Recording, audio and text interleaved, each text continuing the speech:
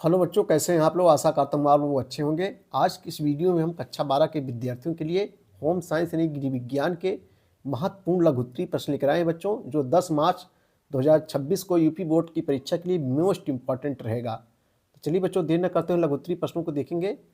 कुछ बच्चों को कमेंट्स आया कि सर जी लघुत्तरीय प्रश्नों को डालिए, तो हमें बच्चों आज लघुत्तरीय प्रश्न लेकर आए हैं। पहला क्वेश्चन है, कोडेक्स एलिमेंटेरियम क्या है। आइए इसका उत्तर देखते हैं। देखो, कोडेक्स एलिमेंटियम यानी CSC, कोडेक्स एलिमेंटियस कमीशन, CSC एक अंतर सरकारी संस्था है जिसे उपभोक्ताओं के स्वास्थ्य, मानक, सुरक्षा और खाद्य तथा कृषि व्यापार को सुसाध्य बनाने के लिए स्थापित किया गया है। 1999 में इसके सदस्यों की संख्या जो है क्रमशः 166 सदस्य देश तथा एक सदस्य संगठन यूरोपीय समुदाय की थी। भारत भी इसका एक जो है सदस्य देश है। CSC द्वारा प्रकाशित प्रलेख कोडेक्स एलिमेंट्रियस है। इस प्रलेख में बच्चों उपभोक्ताओं के बचाव और खाद्य व्यापार में निष्कपट पद्धतियों को जो है सुनिश्चित करने के लिए मानक पद्धति की नियमावली, मार्गदर्शन और अन्य अनुशंसाएं सम्मिलित है। विभिन्न देश अपने राष्ट्रीय मानकों के विकास के लिए कोडेक्स मानकों का जो है बच्चों क्या करते हैं, उपयोग करते हैं। अगला क्वेश्चन है, CSP के महत्व की विवेचना कीजिए। CSCP अर्थात संकट विश्लेषण और क्रांति नियंत्रण बिंदु, इसका फुल फॉर्म होता है SCP।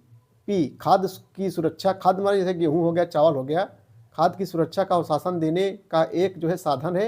यह खाद्य निर्माण और भंडारण के लिए एक उपागम है जिसमें बच्चों कच्ची सामग्री और एक विशेष पराक्रम के प्रत्येक चरण पर विस्तार से ध्यान दिया जाता है। इसमें सम्मिलित है संकटों की पहचान, कच्ची सामग्री एकत्र करना, निर्माण, वितरण, खाद्य उत्पादों का उपयोग, आहार श्रृंखला के प्रत्येक चरण के समय होने वाले संकटों की संभावनाओं का आकलन और संकटों के नियंत्रण के लिए उपाय बताना।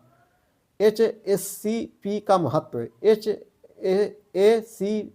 HACCP के महत्व की विवेचना निम्न प्रकार की गई है।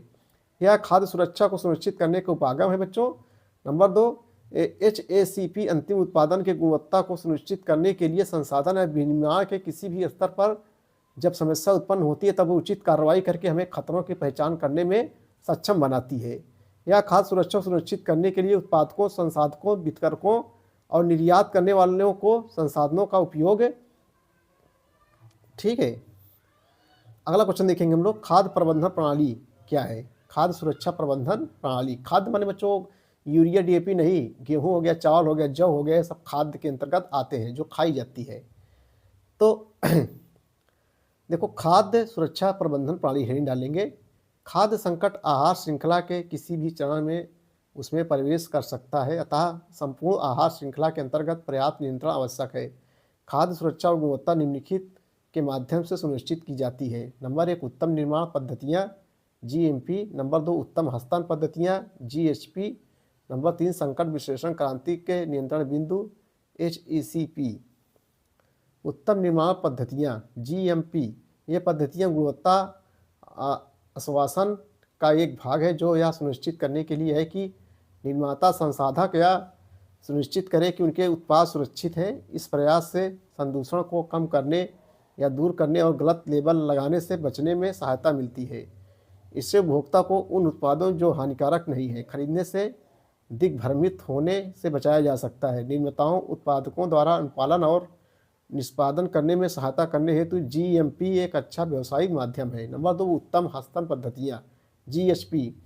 इस व्यापक अधिगम के अंतर्गत बच्चों खेत से भंडार अथवा उपभोक्ता तक के जोखिमों के संभावित क्षेत्रों की पहचान की जाती है और यह बताता है कि संदूषण के संकट को न्यून करने के लिए क्या प्रयास करने होंगे और कौन सी विधियाँ अपनानी होगी। उत्तम हस्तांतरण यह निर्धारित करता है खाद्य पदार्थों का जो है हस्तांतरण करने वाले सभी व्यक्तियों की स्वास्थ्य संबंधी आदतें अच्छी है। शिशु देखभाल केंद्र क्या होता है और यह केंद्र कौन सी सेवाएं प्रदान करता है। बहुत इंपॉर्टेंट क्वेश्चन है बच्चों। आइए चलिए देखते हैं, शिशु देखभाल केंद्र क्या होता है और यह केंद्र कौन सी सेवाएं प्रदान करता है। आइए इसका उत्तर हम लोग देखते हैं। तो शिशु देखभाल केंद्र एक संस्थागत व्यवस्था को दिया गया नाम जिसे विशेष रूप से शिशुओं और छोटे बच्चों के घर में देखभाल करने वालों की अनुपस्थिति में देखभाल के लिए बनाया गया है। बहुत बढ़िया क्वेश्चन है, आप अनुमान से लिख सकते हैं। शिशु देखभाल केंद्र छोटे बच्चों को सीखने के लिए अनुकूल परिवेश प्रदान करता है। अनुकूल परिवेश से आशा है कि बच्चों को के सीखने व देखभाल का परिवेश सुरक्षित, निरापद, प्रेमपूर्ण, विविध प्रकार के व्यक्तियों और जो है खेल सामग्री, खिलौने अथवा प्राकृतिक चीज़ों से युक्त हो। शिशु देखभाल केंद्र अनौपचारिक होता है। ये बच्चे की अन्य वयस्कों तथा परिवेश और वस्तुओं से संबंधित जानकारी बढ़ाते हैं तथा छोटे बच्चों को विद्यालय में पढ़ाने के लिए तैयार करते हैं। एनसीईआरटी के प्रकाशित पत्र के अनुसार ये केंद्र निम्न सेवाएं प्रदान करते हैं: बच्चों के समग्र विकास करना जिससे वह अपनी क्षमता पहचान सके, बच्चों को विद्यालय में पढ़ने के लिए तैयार करना, महिलाओं और बच्चों के लिए सहायक सेवाएं प्रदान करना। ठीक भैया, उन कौशलों का सूचीबद्ध कीजिए जो ECCE प्रारंभिक बाल्यावस्था देखभाल और शिक्षा कार्यकर्ता में होने चाहिए। तो आइए इसका उत्तर देखते हैं। ECE कार्यकर्ता हेतु आवश्यक कौशल। एक ECCI कार्यकर्ता में निम्नलिखित कौशल होने चाहिए। नंबर 1, बच्चों और उनके विकास में रुचि, बच्चों से बातचीत, अंतःक्रिया करने की क्षमता और प्रेरणा।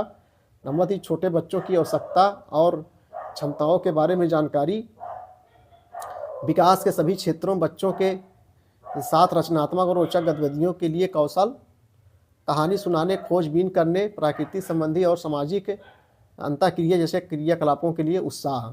ठीक है, तो ये सब जरूरी है बच्चों। अगला क्वेश्चन देखेंगे, क्वेश्चन नंबर अगला क्वेश्चन देखेंगे हम लोग।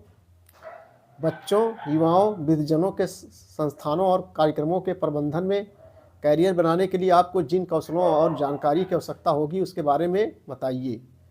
ताइए इसका उत्तर देखेंगे। बच्चों, युवाओं और वृद्धजनों के लिए संस्थानों और कार्यक्रमों में कैरियर रोजगार के लिए एक योजनाकार, प्रबंधक और परीक्षक की क्षमताओं और कौशलों का होना आवश्यक है।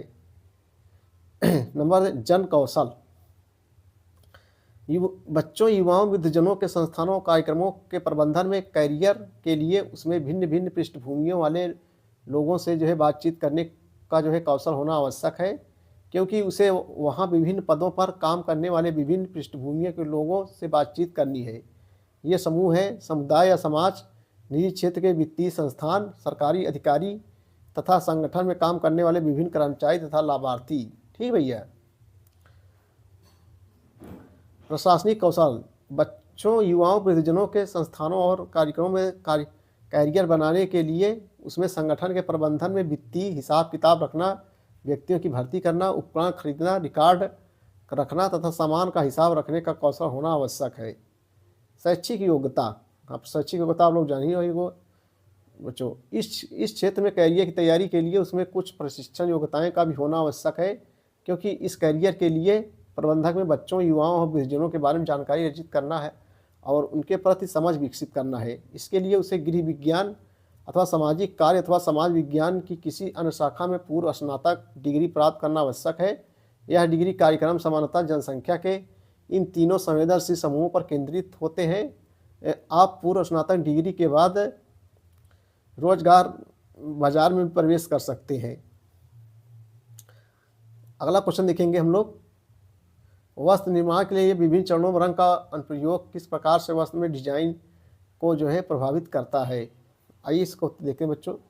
वस्त्र निर्माण के विभिन्न चरणों में रंग का अनुप्रयोग निम्न प्रकार के वस्त्र से डिजाइन को प्रभावित करता है। नंबर 1, रेशे के स्तर पर रंगाई। रेशे के स्तर पर रंगाई बहुत कम होती है, क्योंकि यह बहुत महंगी प्रक्रिया सिद्ध होती है। फिर भी कुछ निर्मित रेशों के लिए इसका सहारा लेना पड़ता है, जैसे आसानी से रंगे नहीं जा सकते अथवा जो है डिजाइन की आवश्यकता ऐसे धागों से होती है जिसमें बहुरंगी रेशे होते हैं।